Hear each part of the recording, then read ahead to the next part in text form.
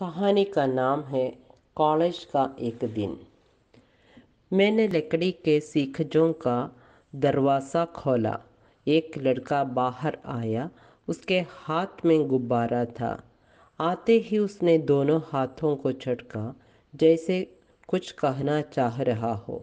अकस्मात उसका गुब्बारा सीखजों में निकली हुई कील में धंसा और फूट गया। गुब्बारे के फूटते ही बच्चा रोने लगा।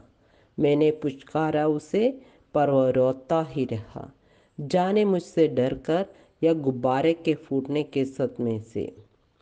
उसके रोने की आवाज़ सुनकर एक मोटी सी महिला बाहर आई। सुधना और कमीज पहने थी वह, बाल बिखरे थे, हाथों में दाल भात सना था। मुझे देखते ही चौंकी, इधर उधर देखा, मैं भी घबराया।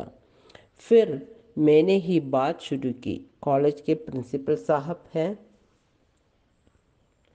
कॉलेज के नाम से ही महिला की भौं है तनी और कुछ एंटी। फिर मस्तक की सारी रेखाएं मिट गई। एकाएक जैसे सागर तट पर ज्वार भाटा आए और छाप छोड़ जाए। उसे देखते हुए मैं कुछ देर तक सन्न रह गया। उसने गले को कुछ दबाकर मेरी बात का जवाब दिया, यह वह दरवाज़ा नहीं है। मैं फिर बाहर पटरी पर आ गया। टीन के शेड की एक दुकानें, सामने खुला मैदान, एक और गाय भैंस बंधी है, दूध की हट्टी है। पटरी के बाएं एक और नाला, भीड़ भरा पथ, नाले पर पुल है। बस, रिक्शा, स्कूटर की आवाजाही। दाईं ओर है और डॉटेस कॉलेज। बाहर साइन बोर्ड है। कपड़े पर बड़े बड़े अक्षरों में MA, BA, प्रभाकर रत्न, इंटर और हिंदी, इंग्लिश और अनेक विषयों की तालिका।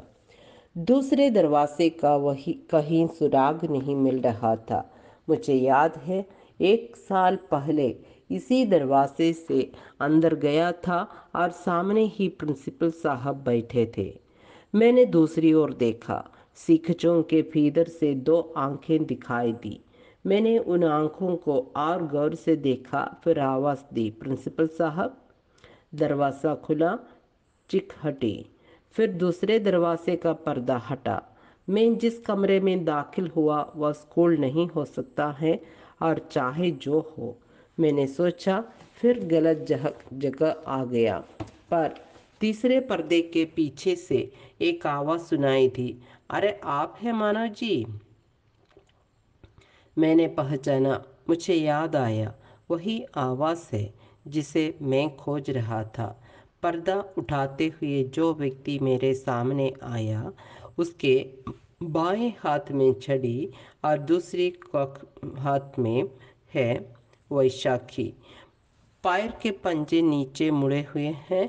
उनकी खास सैंडल के भीतर से मुड़ी हुई अंगुलियां नजर आ रही है। प्रिंसिपल साहब की आंखों में मैंने पहली बार गहरी उदासी देखी। मोटे फ्रेम का चश्मा, भीतर मुझे देखकर या शायद उनकी आंखें कुछ हंसी, और लोच खाकर सिहरता हुआ उनका शरीर एक झटका देकर झूल गया। मैंने आगे बढ़कर उन्हें कुर्सी पर बैठाया। सिगरेट का पैकेट निकालते हुए और कुछ हाँफते हुए प्रिंसिपल ने कहा, मानो जी, बड़ी खुशी हुई रियली। मैंने कुछ कहना अच्छा न समझा। वे खुद ही कहते रहे, जानते हैं आपके जाने के बाद क्या क्या गुजरी। मैंने उनकी ओर देखते हुए स्वीकार किया, कुछ कुछ बदला हुआ देख रहा हो। बदला हुआ? ओ, कैसे मैं चल रहा हूँ ये नहीं कहा जा सकता। मेरे कॉलेज की एक प्रतिष्ठा थी, नाम की शोहरत थी। लोग जानते थे यही एजुकेशन का सही सही अर्थ बच्चा सीखता है, चरित्र बनता है। कितने स्कूल है दिल्ली में, अध्यापक पढ़ा देता है, और लड़के अपनी कॉम्प्लेक्स फीलिंग में कुछ भी नहीं समझते, कुछ भी नहीं। अभी अभी एक लड़की आ रही है, देखिएगा। मैंने 10 माह उसके साथ वेस्ट किए। आप इमेजिन करेंगे, 10 महीने। एक नौकरी पेशा आदमी के लिए इतना समय कुछ होता है, पर मेरा अपना ध्येय ही कुछ और है। मैं तो कॉलेज को एक आदर्श पर चला रहा हूँ। आदर्श है जिसके सहारे खुद कुछ न बन सका, उजड़ गया। लेकिन कोई मेरा मित्र या दुश्मन भी मेरे चरित्र पर, मेरी नियति पर A to Z संदेह नहीं कर सकता है। आखिर क्या हुआ? मैंने कुछ ऊबते हुए पूछा। क्या नहीं हुआ मानव जी? 2 टेनेंट्स और थे इस मकान में। एक का प्रेस था, यह सिर्फ कंपोज होता था। दूसरे की कॉपी पेंसिल की दुकान थी। दोनों को मकान मालिक ने हटाना चाहा, फिर मुकदमा चला। बीच में मैं फंस गया। अब मेरा मित्र है, रेंट कंट्रोल ऑफिसर। उसने सब ठीक कर दिया। साथ मेरे साथ BA पास किया था, पूरा फिसडी था, 3rd क्लास, पर तिगडमी था। आप मुझसे सहानुभूति रखता है, पर मकान मालकिन ने केस कोर्ट में पहुंचा दिया। कोर्ट में वह मोटी धुलधुल औरत हार गई। दोनों किराएदार जीत गए। मेरा स्कूल भी झमेले में पड़ा रहा, और मैं यही तय नहीं कर पाया कि कॉलेज यहाँ रह सकेगा या नहीं। पर कुछ होगा अब। अभी मकान मालकिन कमरे ही नहीं दे रही है। 2 कमरों में कैसे कॉलेज रन करेगा? बहुत दूर तक दौड़ा, कहीं मकान नहीं मिला, और कॉलेज मेरे देखते देखते चल पड़े। मेरा कॉलेज ही उजड़ गया।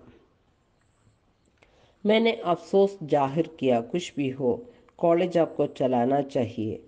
अभी मैं एक स्कूल में गया था, वहाँ में एक जीव थे, प्रिंसिपल, हाई स्कूल पास, और उनका स्कूल वर्क है पार्ट टाइम, 10 बजे से 5 बजे तक। सेक्रेटरीट में रिसेप्शन रूम में काम करते करते हैं, और शाम के समय स्कूल चलाते हैं। उसे कहते थे, मानव जी आप आ जाइए, 25 रुपया खंडा दूंगा। समझिए, कॉफ़ी हाउस में न बैठे, कॉर्नर पे इसमें सैर ने की, कुछ पढ़ा दिया। दिल के बड़े साफ है। वैसे हिंदी, इकोनॉमिक्स, सिविक्स और लड़कियों को होम साइंस तथा कभी कभी इंग्लिश भी खुद ही पढ़ा लेते हैं, पर ज़्यादातर उनकी रुचि होम साइंस में है। तफरी समझते हैं एजुकेशन को, है बहुत जिंदा दिल। मुझसे सहानुभूति प्रकट की। मैं इंट्रोड्यूस करा दूंगा। फिर अपनी टाई ठीक की, गला साफ किया। ये कमरा यहीं ले ले, मैं 300 रुपये माहवार दिला दूंगा। पढ़ाना क्या है, मैं सब ठीक कर दूंगा, बस कल से आ जाइए। मैंने एक सांस में प्रिंसिपल को शिक्षा क्षेत्र के व्यापार का सब कुछ बता दिया, फिर थक कर शिथिल पड़ गया। एकाएक प्रिंसिपल ने चश्मा उतारा और जेब से रुमाल निकालकर आंखें साफ की, और मुझसे कहा, मानव जी ज़रा पंखा चला दे। मैंने उठकर स्विच ऑन कर दिया। उन्होंने टेबल पर बंधी फाइलों में से एक पीली फाइल उठाई और मेरी ओर बढ़ाते हुए कहा, पढ़िए, ध्यान से पढ़िएगा। एक अध्यापक होना कोई मामूली बात नहीं है। पूरा जीवन होम करना पड़ता है। मैंने 10 माह इस एक लड़की को समझने में चौपट कर दिए। लड़की में सेक्स फियर है। जानते हैं किस तरह मैंने इस केस को टैकल किया? लड़की पढ़ती है, मैं बता दूं, ये पहली लड़की है। इसके जरिए मेरा स्कूल जमा। इसके फादर मुझे बहुत मानते हैं। मैंने पूरी केस स्टडी उनके सामने रख दी। सुनकर दंग रह गए। माँ ने सुना, रोने लगी, मेरे पैर पर गिर पड़ी। मैंने कहा, आप लोग मुझ पर विश्वास कीजिए और मेरे ऊपर छोड़ दीजिए। उनकी आवाज़ कुछ तेज हो गई। आप विश्वास नहीं करेंगे, वही सारे सिम्टम्स जो मैंने बताए थे डॉक्टरी जांच पर निकले। माँ फिर चौकन्नी होगी। उसने लड़की से डांट डपट कर पूछा, तू क्या कह देती है मास्टर जी से? वह रोते हुए मेरे पास आई। मैं दूसरी लड़की को सितार सिखा रहा था। मैंने उसे छुट्टी दे दी। आप विश्वास माने मानव जी। मैंने सब कबूलवा लिया उससे। वो अपनी पूरी हिस्ट्री बता की। फाइल में केस हिस्ट्री दर्ज है और जो सिम्टम्स मैंने दिए हैं, आप मेरे हाथ में एक केस है जिस पर मैं किसी एजुकेशनिस्ट को, किसी भी नेता को, किसी डॉक्टर को चुनौती दे सकता हूँ। पढ़ा ले इस लड़की को। मैं समझता हूँ, मैंने स्टडी की है।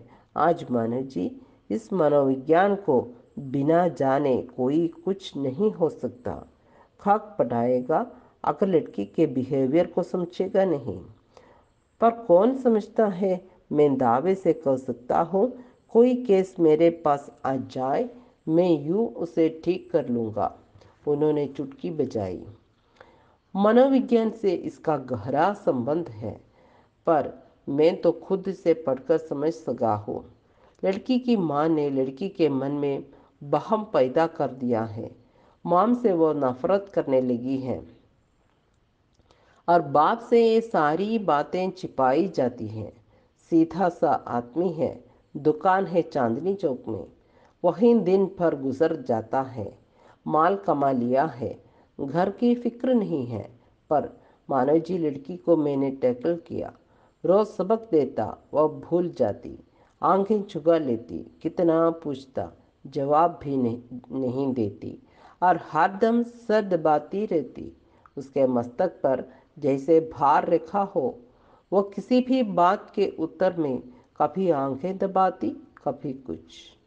आप तो जानते हैं, वही लड़की है जिसकी ट्यूशन पहले पहल आपको दी थी। आपने बड़े विश्वास से कहा था, ये निश्चित पास हो जाएगी, इसमें सिर्फ सेल्फ कॉन्फिडेंस की कमी है। अब देखिएगा, पहचान नहीं पाएंगे।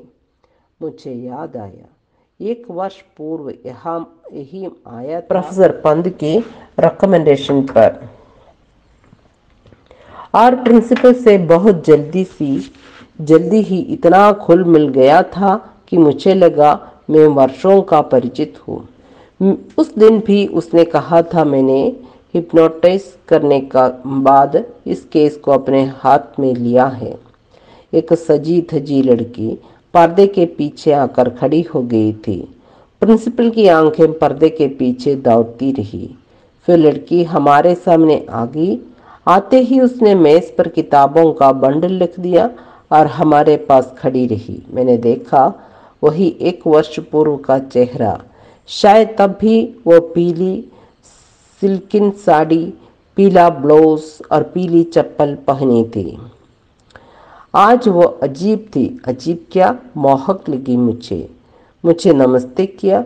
मुझे याद आया, मैंने इसे उस समय भी ऐसे ही नमस्ते करने पर बहुत देर तक देखा था।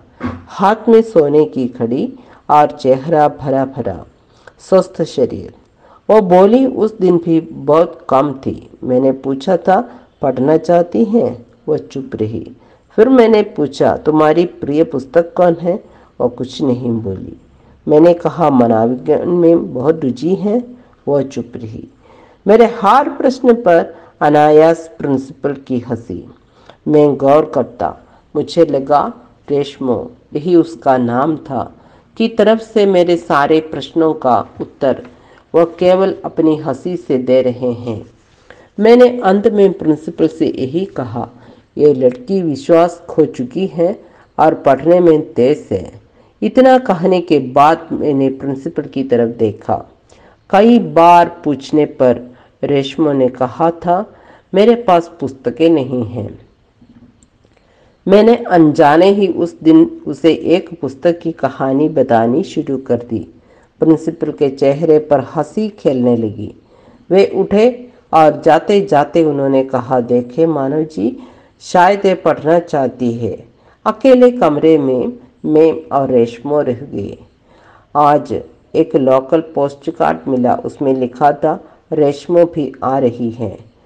मैं आ तो गया था, पर सोच रहा था बंद कॉलेज, उसमें लड़कियां आती हैं, गार्डियंस भेजते हैं, फिर ये शिक्षित होती हैं और केस बनती हैं, बीमार बेचैन युवती। उस दिन रेशमा को पढ़ाता रहा। दूसरे दिन आने का उसने वचन दिया, मुझे याद है। दूसरे दिन मैं भागता हुआ पहुंचा था और प्रिंसिपल ने मुझे देखते ही कहा था, वो नहीं आई मानव जी। मैं जानता था वह अपने आप को भी परेशान कर रही है, पर दोष उसका नहीं है। वो नहीं जानती क्या कहती है, क्या करती है। मैंने देखा सामने बैठी हुई रेशमा आज भी उस दिन की तरह शांत है। वो अब वह खुद कुछ कुछ पूछ जरूर लेती है। उसने चुन्नी को बाएं कंधे पर फेंकते हुए प्रिंसिपल से कहा, आप आकर मां को समझा दे अवश्य। मैंने देखा वह इस बात को कहते हुए काफी घबरा गई। प्रिंसिपल ने उसे वचन दिया, मैं निश्चित कल तुम्हारे घर आऊंगा। और रेशमा जैसे आई थी वैसे ही चली गई। उसके जाते ही प्रिंसिपल ने कहा, मानव जी, आपको 1 साल पहले इसने जो वचन दिया था और नहीं आई थी, उस पर मैंने इसे और इसकी मां को बहुत फटकारा। फटकारा ही नहीं, निकाल दिया था कॉलेज से। मां ने तब से इसे आने भी नहीं दिया था, लेकिन ये अपनी हर समस्या छिपे रूप से मुझसे कह जाती। कभी कॉलेज, कभी मेरी दूसरी छात्राओं के घर। अभी कुछ दिन पहले इसके बाप ने मुझे पत्र लिखा था, मैं मिला, मैंने सब कहा। तब से फिर कॉलेज पढ़ने के लिए वो आने लगी हैं। मैंने आपको फिर कष्ट दिया। अब मेरे कॉलेज में इसे लेकर 6 लड़कियां हैं। सिविक्स और हिंदी टीचर की ज़रूरत थी ही। मैंने सोचा आपको पत्र लिखूं। मैंने स्वीकृति में गर्दन हिला दी और नमस्कार करने के बाद लौट आया।